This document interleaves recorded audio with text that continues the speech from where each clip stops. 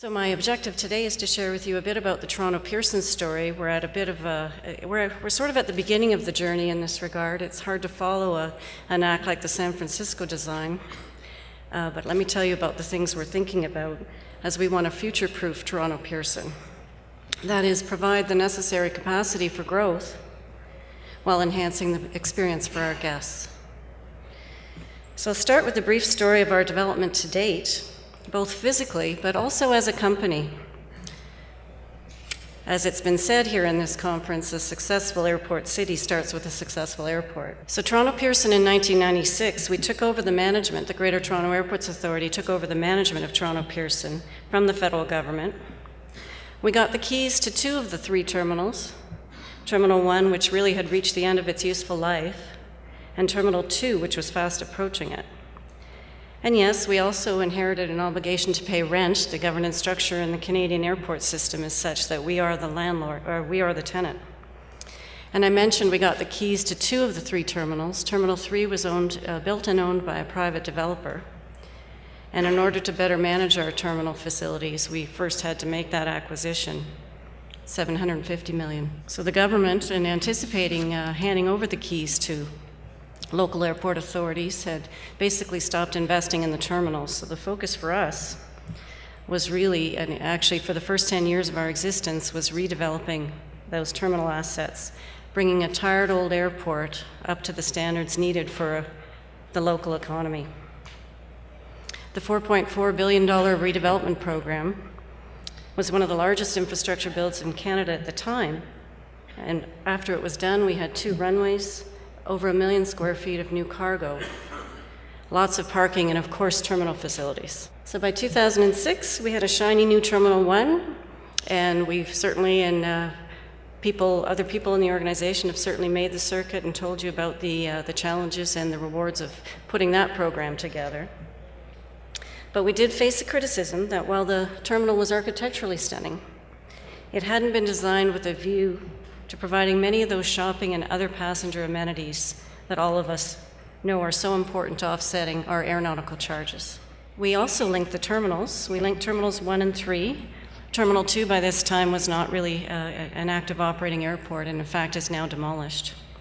The People Mover also links us to the area known as Area 6. You can see the station at the end.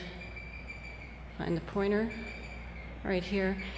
This is a dated photograph. Right now we have a 450-room hotel that's just about to open in June of this year, and we have a significant parking facility there, and that will ultimately form a ground transportation center for us, as well as some office development. But we're here to talk today about terminals, not the broader airport city design. As well, currently under construction and slated to open in 2015 is a downtown rail link, and that'll be open. The timing of that is to get ahead of the Pan Am Games that are coming to Toronto. So back to terminals. After we purchased Terminal 3, we also had to make some additional capacity investments there. But while we did get that additional capacity over in Terminal 3, like Terminal 1, we didn't have a focus on what those guest experience and other retail amenities ought to look like. We made the situation even worse. We set it up so that the majority of passengers completely bypassed our landside retail, went through, and then arrived on the other side and felt a little bit of a lunch bag letdown when there wasn't what they were hoping to see. So we took a breath around that time, around 2007, and for the next few years we just focused on running this new airport that we had put together. And it's a great airport. We've got the capacity to grow to over 50 million passengers, and we currently handle over 33 million right now. We serve one of the largest mega regions of North America with over 150 million people able to reach Toronto Pearson within a day's drive. And we're well positioned geographically to serve as North America's hub.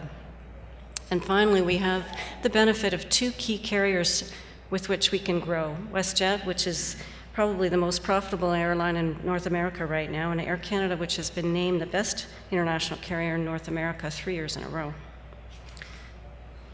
They both have plans to grow with us.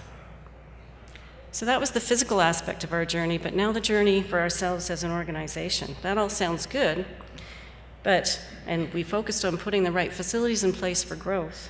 but we really needed to get much clearer about our direction and why customers should choose our airport. So last June, we launched our new brand identity. It's shown here. But this is just the visual representation of a deeper strategic transformation that's underway at our airport. This kind of transformation is not much different than what we've heard from several other airports, and it reflects the new competitive realities, but more particularly acknowledges that our passengers expect a level of service like any other experience that they purchase elsewhere, outside of an airport. So our vision is to become North America's premier portal to a world of possibilities. It's a bold vision, but on the other hand, we are, as I said, uniquely positioned, and we don't feel at this point, apologies to other North American airports, that anyone in North America currently holds this sort of role in the way that an Amsterdam or a Singapore do. So as I said, we're currently the fourth largest airport in North America in terms of international traffic, but when you factor in our traffic between Canada and the US, if you were calculating those same statistics in a US environment, that would count as international. That moves us up to 2. So maybe not so big a stretch. But at the core of that is how it is we're going to pursue that vision. And we've set for ourselves and our partners a mission for everyone in the Toronto Pearson family. And that includes our airline partners, our agencies, our retail partners. And that's denoted by the word together. Attract, serve, and delight. That reflects that we don't wish to take our customers for granted any longer, and we must operate and we must design any future terminal facilities with that in mind. And lastly, given any airport's concern with their fiscal situation and the prices for their airline customers, we need to be seen to be delivering value and innovation. We will never be the cheapest, probably, but we must be seen to be delivering value. So what does this mean to our passengers? We want them to feel, and this is our commitment to them, we want them to feel welcomed, relaxed, and delighted. So how does that relate to terminal design?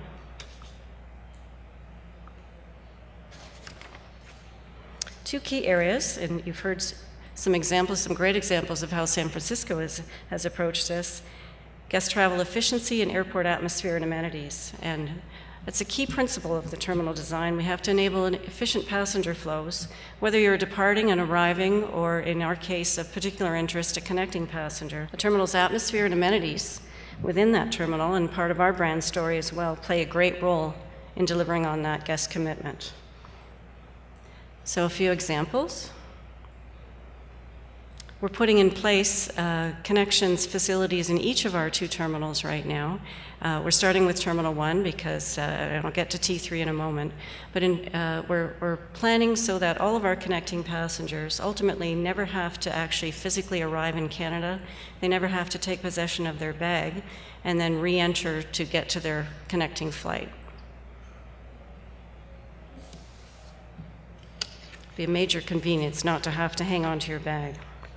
On the retail and dining front, there's a significant transformation that was recently announced, and you'll see that we've begun changing our partnership arrangements in order to deliver better on a mix of local, regional, and global brands, but more particularly celebrate our region's culinary excellence.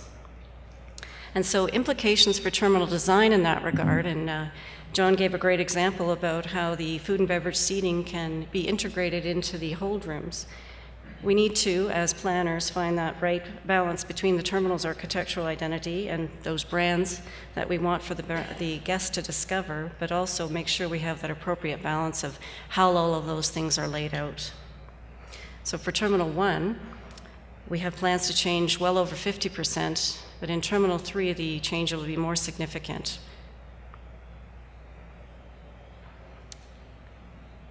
So on Terminal 3, we need some more capacity. We thought about what next to do. You can see in this plan that our master plan that we developed in 2007 suggested that our next capacity increment would come in the form of a new pier on Terminal 1.